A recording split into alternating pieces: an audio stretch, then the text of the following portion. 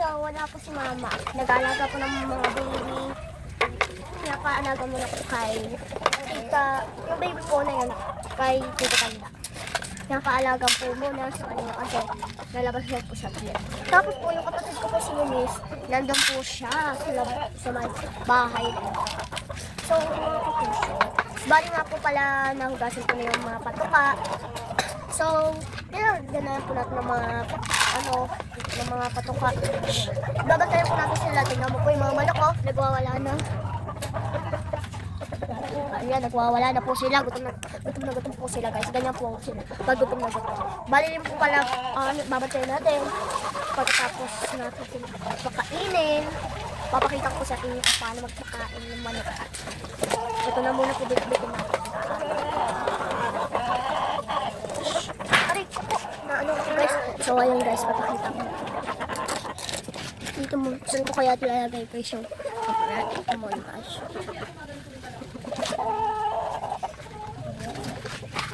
Shit! Muna po yung manok.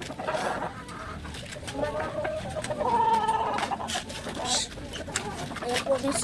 Ayan po. Oh, naluluka po. Ito naman po yung next. Nakalimutan ko yung mga natin. Kailangan po muna kasi makulit yan. Kailangan po yung pagkakata. Pwede po guys, ang bilis na. Ulog natin.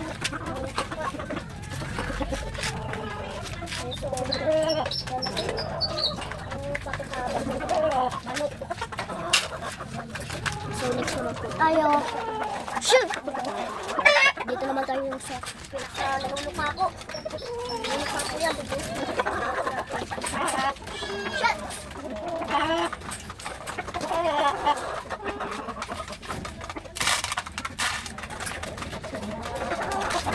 So ito pa po. Ganyan po tayo gagawin.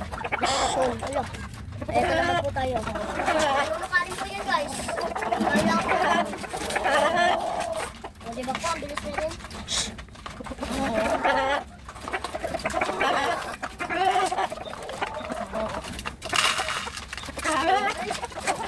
Tayo, shoo! Bugawin natin. Guys, kukuha na po tayo ng mga iba pang mga patuka. Shit! Shoo! Grabe po sila guys.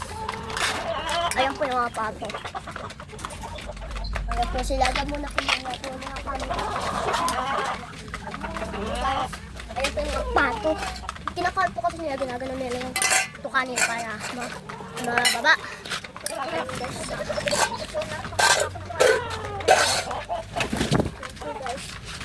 Oh! Teka lang, dito tayo sa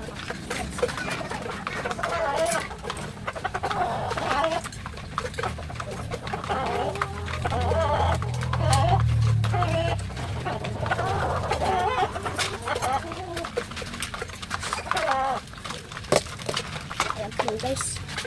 Naayos ko na nga po mga isa-isa yan. Diyan po. Babagawin. Shit! Grabe po sila na guys. Grabe.